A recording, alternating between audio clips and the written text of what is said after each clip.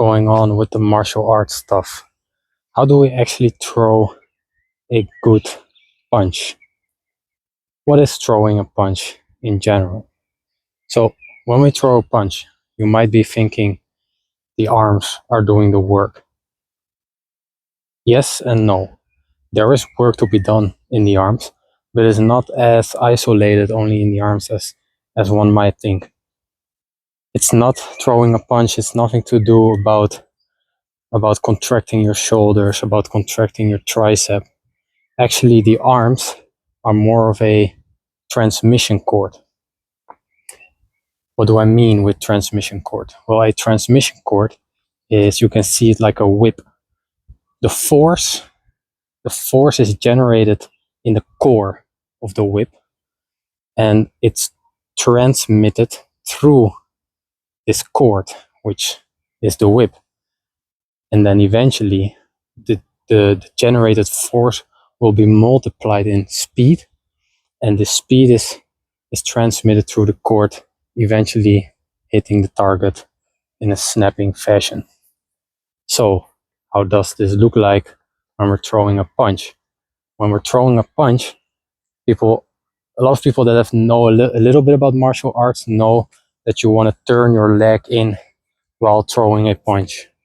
This is kind of only the beginning. Of course, this is already a step in a good way because you're doing more than just using your arm. If we want to go a step above this, a level above this, we want to think of our hips as the main driving engine of generating power. Just like your hands are that of a whip, because it's central to the transmission cord. Let's say the transmission cord of our arms start at the ribs. We want to generate this force in our hips, because this is what rotates and generates the power for a punch. If you watch my video about squat fun and martial looseness, you will see me doing some weird stuff with my arms. This is kind of an exaggerated looseness in the arm and only using hip momentum. So let's see how this looks like. When we use our hips, you might be going like this. You can see already this is becoming tensioned. We want to contract just these muscles that are used in this fashion. You can see my shoulders run back. The tissue at the front of my shoulder is being pulled, and in this pull we want to generate force. Actually, our arms do little, not nothing, but it's more of like a controlling contraction instead of a power contraction. So how does this look like? Let's say we're making a jab. We generate with our hips. Let me show you first without doing this. So if we just use our arms, it looks like this, really stiff. You can see it doesn't look really good. If we rotate our leg in, already looks a lot better. But this is just the beginning. If we want to really make a good whipping jab, we want to generate the power in our hips like this, and then transmit this power through our arms. So something like this.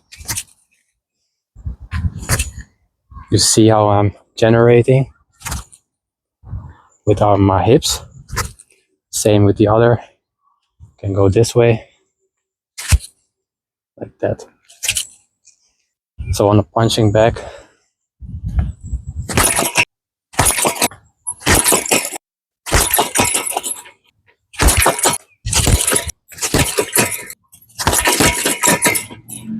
like that. This is just part one, only the straight techniques. This really applies a lot to the straight techniques. A focus point also is the elbows.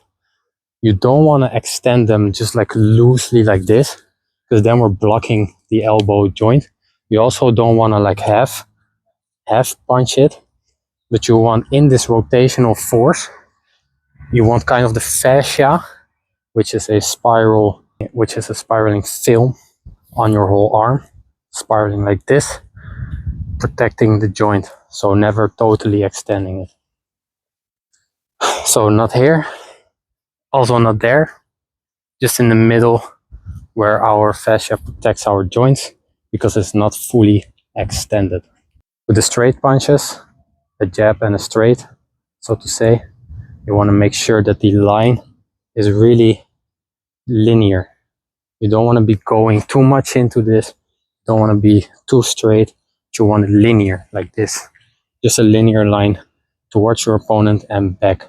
You can practice this as well on the wall. You have a small dot and you want to punch through there.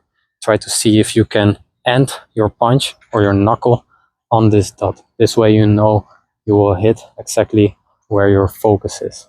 That was the video for the straight punches. Of course, I will make more with the hooks as well, because there's a small difference in biomechanics here, but come later. Right now, this is okay. Have some fun with this, play with this, and always remember, we are morphing beings. We are the morph or we die.